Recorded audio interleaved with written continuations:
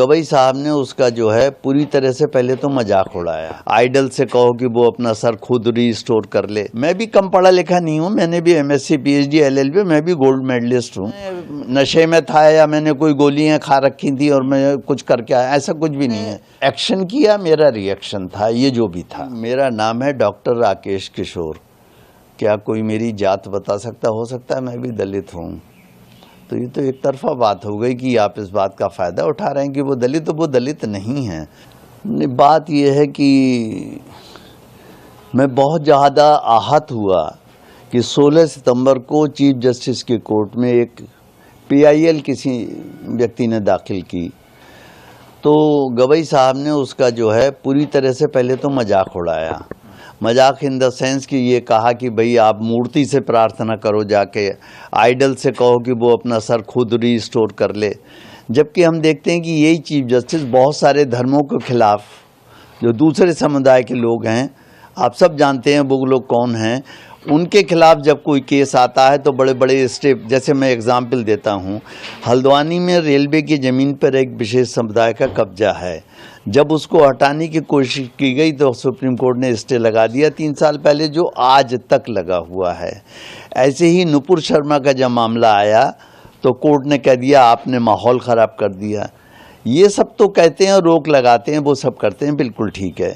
लेकिन जब हमारे सनातन धर्म से रिलेटेड कोई मामला आता है, चाहे वो जल्लीकट्टू हो, चाहे वो दही हांडी की ऊंचाई तय करनी हो, या कोई भी मुद्दा हो छोटा मोटा, तो उसके ऊपर वो ज़रूर ऐसा कोई ना कोई ऑर्डर पास करते चली आ रही है ये सुप्रीम कोर्ट, जिससे कि मैं बहुत दुखी हूँ कि ऐसा इन्हें नहीं करना चाहिए। ठीक है, उस आदमी को रिलीफ नहीं देनी थी, मत दीजिए, मगर मजाक भी मत कीजिए उसका।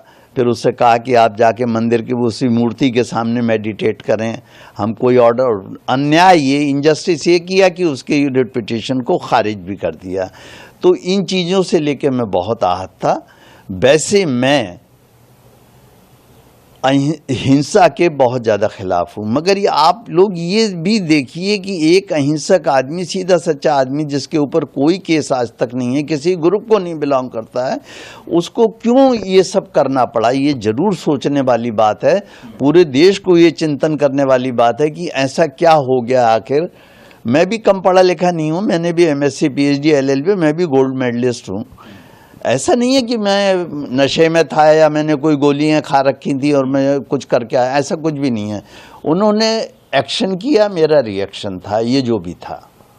तो आप इसके लिए जैसे लेना चाहें लीजिए। आई एम फ्री टू से दिस थिंग कि मैं फियरफुल नहीं हूँ किसी चीज़ के लिए, ना मुझे कोई इस बात का अफसोस है कि क्या हुआ क्या नहीं हुआ। नहीं, ये इंसिडेंट बढ़ सकते हैं, इसका कोई, अरे इसका क्या महत्व है। जजेस को भी अपनी सेंसिटिविटी बढ़ानी चाहिए। लाखों करोड़ों केस पड़े हुए हैं, पेंडिंग हैं, क्यों पड़े हुए हैं। मैं आपको छोटा सा एग्जांपल और देता हूं। एक मेरे फ्रेंड है, उनका कड़कड़डुमा कोर्ट में मोटर व्हीकल एक्ट का चल रहा है केस। एक्सीडेंट हो गया था, और कब, जब वो 2002 में वो लगी हुई थी, क्या कहते हैं, कोरोना काल था। और उसमें साफ उसने खुद कहा है, विक्टिम ने, कि मैं रॉन्ग साइड से मोटरसाइकिल लेके आ रहा था, हेलमेट नहीं लगाए हुए था, ड्राइविंग लाइसेंस नहीं था, और एक्सीडेंट के सीन पे कोई स्क्रैचिंग निशान नहीं है पहियों के।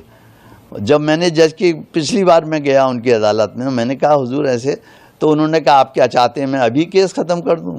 कमाल है भाई, ये तो प्राइमा फेसाई चीज़ है कि अगर आदमी ये गलत आ रहा है, ड्राइविंग लाइसेंस नहीं है, मोटरसाइकिल चला रहा है, और गाड़ी के एक्सीडेंट भी ऐसे नहीं, उसको वो तो गिरा मोटरसाइकिल से, उसकी पैर की हड्डी टूट गई। ये तो नहीं थी कि हमारी गाड़ी का पहिया चढ़ गया और हड्डी के टूट के कुर्चा कुर्चा हो गया और जरा जरा सी चिप्स उधड़ गई, उसकी कुछ नहीं हुआ, ना मोटरसाइकिल डैमेज हुई, ना कार डैमेज हुई। अब इस पे आप केस 4 साल से चल रहा है, और वो जिसके खिलाफ चल रहा है वो बहुत बड़े हॉस्पिटल में बेचारे डॉक्टर हैं, वो हर डेट पे हाथ जोड़ कर खड़े हुए हैं वहाँ पे। तो ये इस तरह से केस के प्रोसेस ऐसे बना लिए हैं कि बढ़ाते चले जाओ, बढ़ाते ही चले जाओ ऐसे, तो इसमें कोई क्या करेगा। सर एक आखिरी सवाल, क्या जो घटना हुई कल की, क्या अफसोस है सर आपको? बिल्कुल अफसोस नहीं है, ना ना ना ना ना, मैं माफ़ी मांगने वाला हूँ, ना मुझे अफसोस है। मैंने कुछ भी नहीं किया है। आप मेरे ऊपर सवाल उठा रहे हैं, परमात्मा ने जो करवाया वो मैंने किया, मैं करता नहीं, महज साक्षी हूँ। वो उसने करवाया, उसकी इच्छा पूरी हो, उसकी इच्छा होगी कि मैं जेल जाऊं या मुझे फांसी लगा दी जाए या मुझे मार दिया जाए, तो वो परमात्मा की इच्छा है। मैं कहता हूँ वो परमात्मा की इच्छा पूरी हो। मैं 72 साल का हो गया हूँ, अब मैं कब तक झेलूंगा इस तरीके की घटनाएं, ये मुझे आप बता दें। ये तो बात को घुमा रहे हैं। प्रोपेगेंडा चलाया जा रहा है, आप क्या कहेंगे? हाँ, मैं ये कहूँगा कि मेरा नाम है डॉक्टर राकेश किशोर। क्या कोई मेरी जात बता सकता? हो सकता है मैं भी दलित हूँ। तो ये तो एक तरफा बात हो गई कि आप इस बात का फ़ायदा उठा रहे हैं कि वो दलित, तो वो दलित नहीं हैं। सबसे पहले सनातनी थे, हिंदू थे, हिंदू दलित थे वो, और इसके बाद उन्होंने सब कुछ छोड़ के बौद्ध धर्म अपना लिया, वो भी मुझे मालूम है। और वो ये भी मालूम है कि उनके बौद्ध धर्म अपनाने के बाद अगर वो हिंदू धर्म से अपने आप को समझते हैं कि मैं बाहर निकल आया, तो अब दलित कहाँ रह गए? ये तो मानसिकता की बात है। और ये जितने दलित कह के है, ये तो आप देख रहे हैं कि लोग इसी सरकार को गिरा के और चाहते हैं कि देश पर से गुलाम हो जाए। ये उनकी राजनीति है, करते हैं दीजिए। मेरा दलित कुछ नहीं है।